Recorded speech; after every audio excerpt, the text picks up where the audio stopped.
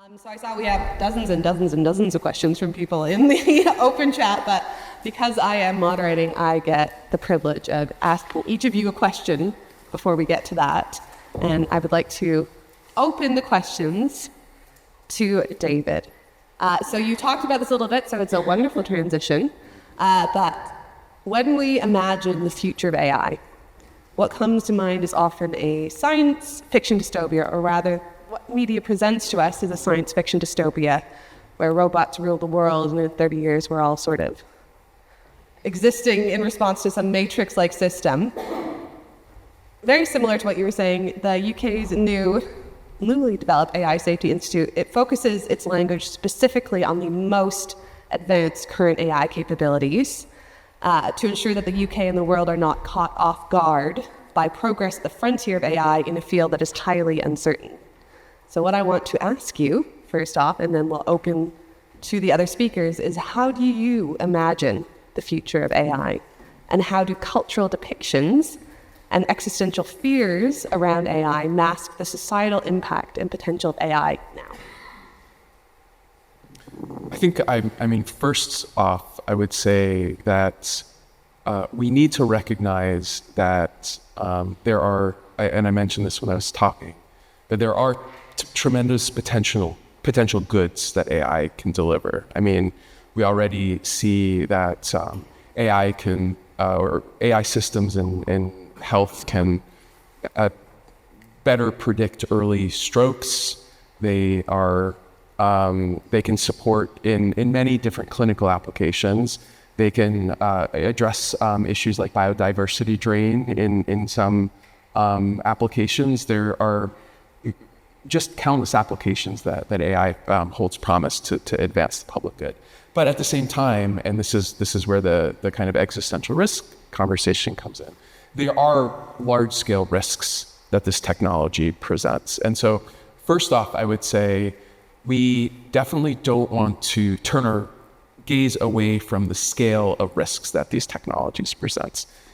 They do present risks to our everyday lives.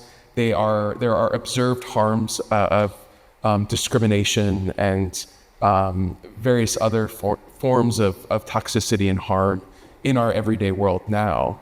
But there also are global catastrophic risks that AI could present if used or appropriated irresponsibly. There are risks of bioterror. There are risks of large-scale cybersecurity threats. So we have to just acknowledge that there are large-scale risks. Now, at the same time, if you follow the kind of AI narratives, there's a different framing of that, which is this framing that I'm sure that you've all seen it, that there will be what's called a takeoff point, and suddenly there'll be super intelligence, and you'll have these kind of rogue AI robots that are misaligned with human values that become so-called smarter than humans, kind of taking over the world, right? Or doing things that are extremely harmful.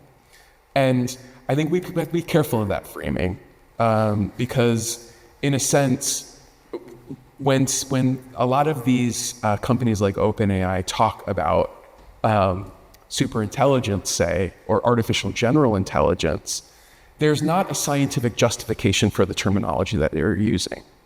Intelligence is a complicated human concept that is simply categorically distinctive from what these computer scientists are doing. These computer scientists are developing statistical systems, sort of, if you think of what GPT, the underlying technology of ChatGPT is, this is just a very sophisticated sequence predictor. It's basically, it's just a lot of vectorized numbers and text that are they're made into sort of little packets called tokens, and then a statistical system finds connections in them and then just predicts the next word or paragraph or set of concepts that are going to be related to one another. What we're doing on the stage has no kind of relationship to what that mathematical system is doing. And so we have to be very careful to not inflate the conversation too much, because on the one hand, then we're caught in very distracting conversations about the eschatology, right? The final kind of frontier of how AI, as you said, might lead to dystopian futures on the one side. And on the other side, we become evasionists. We evade real world issues that need to be dealt with through real regulation. And what you'll find is oftentimes these narratives are generated by those who are, in a sense, socioeconomically empowered in the ecosystem. They're the ones who are so-called kind of in positions of decision-making when it comes to, being at the helm of big tech, et cetera. And it's in their interest, ultimately, to have distractive narratives because it allows an outrunning of any type of meaningful regulation. And so we have to be very conscious that the stakes of the discourse are very high when it comes to the public good and to how communities will be able to handle these technologies. Thanks, David. I'll open up to the other speakers. You want to make a comment on existential risks? I am really reminded of Benjamin's call to action in her work on waste of technology. So she said to us to remember to imagine and craft the world you cannot live without, just as you dismantle the ones you cannot live within. And so I suppose here the question is, who is doing the imagining and the crafting in the kind of scenario that David is talking about? It's not the people that Ruger is addressing. And the empowerment or the agency that we need to have, that the people of Liverpool need to have to gain, is the capacity to shape the narrative, to imagine and craft the world in which AI works for all of us. The other thing I want to say about this existential risk conversation is, as someone that has spent a lot of time working on risk in general, not just AI-related risk, but climate risk, when you have a conversation about risk, usually you want clarity about the likeliness of that risk emerging in the future. So, if you think about the conversation with climate scientists are always having to justify and articulate and quantify and evidence their analysis of risk. And we should be applying exactly the same standards to anyone that talks about risk in the AI space.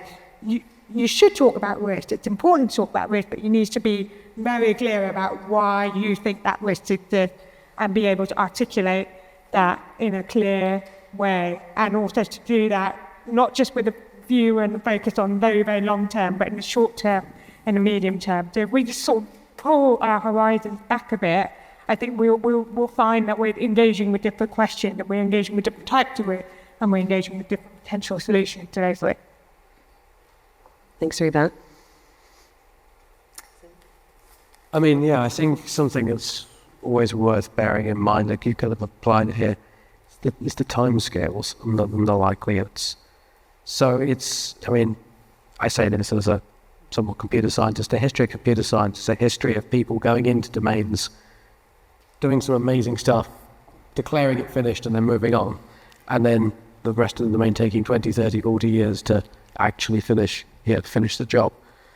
And you're going to wonder sometimes, a lot of these things are very difficult. And when we look at, for example, the acceleration of the capability that we've seen in the short term, I think it would be unwise to extrapolate that rate very far into the future. And then the question becomes, well, if it's not based on what we've previously seen, when are we going to get there? And if it's in any more than, I would say, 3, 4, 5 years, we need to really bring our focus back onto what the short-term risks are, because otherwise we really spend a lot of time worrying about an existential risk that may or may not occur at a time that we do not know. And actually, the likelihood of that probably increases because we misregulate, misunderstand, and sort of misalign the near-term incentives and the near-term regulation on the technologies. Yeah, maybe it's a bit boring to kind of not bring anything controversial in here, but we start on a bit of a consensus, I guess, on these questions, perhaps. I fully agree that these kind of, broader debates kind of that revolve around enthusiasm and doom and so on, they are not always very helpful, and that it's often more relevant, often more interesting also to focus on some of the issues that are happening right now, that kind of opportunities that were raised in medical, in healthcare and so on. Also then some of the risks, some are not just risks, but actual, as was mentioned, actual issues, actual consequences of facial recognition users, for example, that misidentify certain parts of the population, leading to wrongful arrests, leading to trauma and so on. And these are actual things that are happening right now. These are not things that are happening sometime in the future. It's also some of the underlying issues that we see there in terms of like social development, state-citizen relations, for example. If more of these, like the relations between citizens and the state are automated, what does that mean for democracy? These are questions that are actually not happening in the future, but there are some questions that we should ask right now. If the complexity of the technology becomes so